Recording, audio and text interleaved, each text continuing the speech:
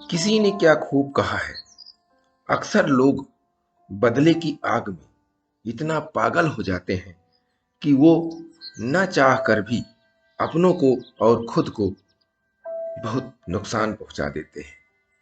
नमस्कार दोस्तों, आज अपने चैनल पर एक नई बेहतरीन प्रेरणादायक कहानी लेकर के आया हूं।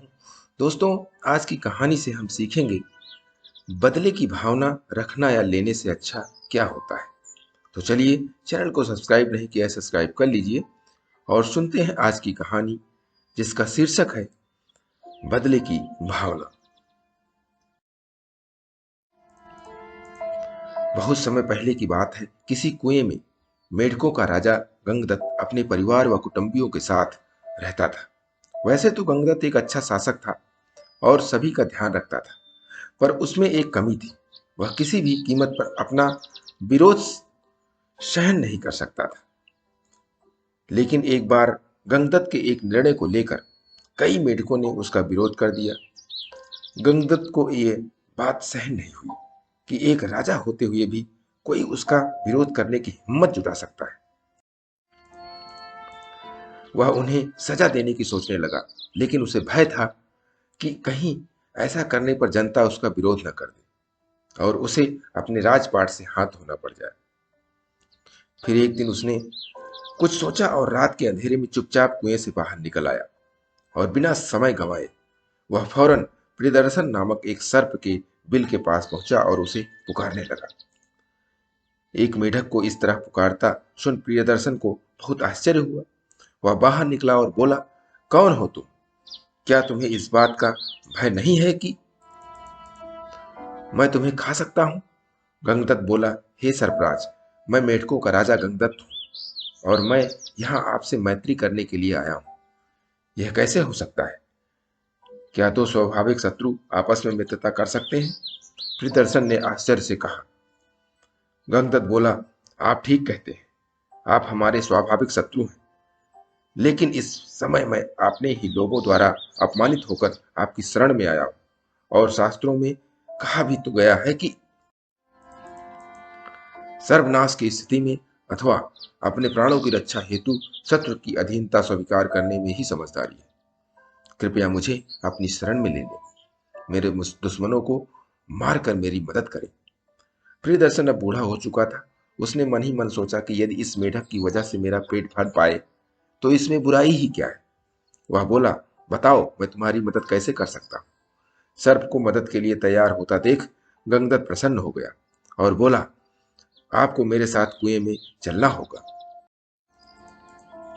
और वहां मैं जिस मेढक को भी आपके पास लेकर आऊंगा उसे मारकर खाना होगा, और एक बार मेरे सारे दुश्मन खत्म हो जाएं तो आप वापस अपने बिल में आकर रहने लीजिए। पर कुएं में मैं रहूंगा कैसे? मैं तो अपने बिल में ही आराम से रह सकता हूं। प्रियदर्शन ने चिंता व्यक्त की। उसकी चिंता आप छोड़ दीजिए, आप हमारे मेहमान हैं। मैं आपके रहने का पूरा प्रबंध पहले से ही करके आया हूं, परंतु वहां जाने से पहले आपको एक वचन देना होगा। वह क्या? प्रियदर्शन बोला। वहां यह है कि आपको मेरे परिवार वालों और मेरे साथियों की रक्षा करनी होगी। गंगदत्त ने कहा। प्रियदर्शन बोला, निश्चिंत रहो, तुम मेरे मित्र बन चुके हो, अतः तुमको मुझसे किसी भी प्रकार का भय नहीं होना चाहिए। मैं तुम्हारे कहे अनुसार ही मेढकों को मार मार कर खाऊंगा। बदले की आग में जल रहा गंगदत्त प्रियदर्शन को लेकर कुएं में उतरने लगा। पानी की सतह से कुछ ऊपर एक बिल था। प्रियदर्शन ने उस बिल में जा घुसा और गंगदत्त चुपचाप अपने स्थान पर चला गया। अगले दिन गंगदत्त ने एक सभा बुलाई और कहा कि आप सबके लिए खुशखबरी है। बड़े प्रयत्न के बाद मैंने एक ऐसा गुप्त मार्ग ढूंढ निकाला है जिसके जरिए हम यहाँ से निकलकर एक बड़े तालाब में जा सकते हैं और बाकी की जिंदगी बड़े आराम से जी सकते हैं। पर ध्यान रहे, मार्ग कठिन है और अत्यधिक सकरा है। इसमें एक बार में बस एक ही मेढक को उससे लेकर जा सकता हूँ। अगले दिन गंगदत्त एक दुश्मन मेढक को अपने साथ लेकर आगे बढ़ा और योजना अनुसार सांप के बिल में ले गया। प्रियदर्शन तो तैयार ही था। उसने फौरन उस मेढक को अपना निवाला बना लिया। अगले कई दिनों तक यह कार्यक्रम चलता रहा और वो दिन भी आ गया जब गंगदत्त का आखिरी दुश्मन प्रियदर्शन के मुख का निवाला बन गया। गंगदत्त का बदला पूरा हो चुका था। उसने चैन की सांस ली और प्रियदर्शन को धन्यवाद देते हुए बोला, सरफराज, आपके सहयोग से आज मेरे सारे शत्रु खत्म हो गए हैं। मैं आपका यह उपकार जीवन भर याद रखूंगा। कृपया आप अपने घर वापस लौट जाएं। प्रियदर्शन ने कुटिलता भरी वाणी में कहा, कौन सा घर मित्र? प्राणी जिस घर में रहने लगता है वही उसका घर होता है। अब मैं यहाँ कैसे जा सकता हूँ? अब तक तो किसी और ने उस पर अपना अधिकार कर लिया होगा। मैं तो यहीं रहूंगा। पर आपने तो वचन दिया था। गंगदत्त गिड़गिड़ाया। वचन? कैसा वचन? अपने ही कुटुंबियों की हत्या करने वाला नीच आज मुझसे मेरे वचन का हिसाब मांगता है। हा हा हा। प्रियदर्शन ठहाका मारकर हंसने लगा और देखते ही देखते गंगदत्त को अपने जबड़े में जकड़ लिया। आज गंगदत्त को अपनी गलती का एहसास हो रहा था। बदले की आग में सिर्फ उसके दुश्मन ही नहीं जले, आज वो खुद भी जल रहा था। दोस्तों, क्षमा करने को हमेशा बदला लेने से श्रेयस्कर बताया गया है। बदले की चाह व्यक्ति के विचारों को दूषित कर देती है, उसके मन का चैन छीन लेती है।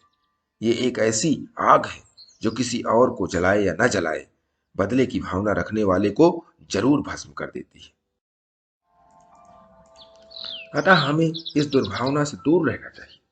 हमें यह समझना चाहिए कि हर किसी को उसके कर्मों का फल अवश्य मिलता है। यदि आपके साथ किसी ने बुरा किया है तो उसका फल उसे भगवान को देने दीजिए। खुद को बदले की आग में मत जलाइए। और प्रतिदिन सुबह एक नई कहानी, एक नई उमंग से करें दिन की शुरुआत। तब तक के लिए छोटों से मिले प्यार और बड़ों से मिले आशीर्वाद और भगवान के सहारे के साथ यही कहूंगा, काम तो सभी करते हैं, पर काम करो कुछ ऐसा कि उदाहरण बन जाए। ये छोटी सी स्टोरी आपको अच्छी लगी, लाइक कीजिए, शेयर कीजिए अपने इस मित्रों में भी, और कमेंट जरूर करिए। और चैनल को अभी तक सब्सक्राइब नहीं किया है, सब्सक्राइब कर लीजिए। और नई नई बेहतरीन मोटिवेशनल स्टोरी प्रत्येक सुबह आपको मिलती रहे, इसके लिए प्रेस बेल आइकन।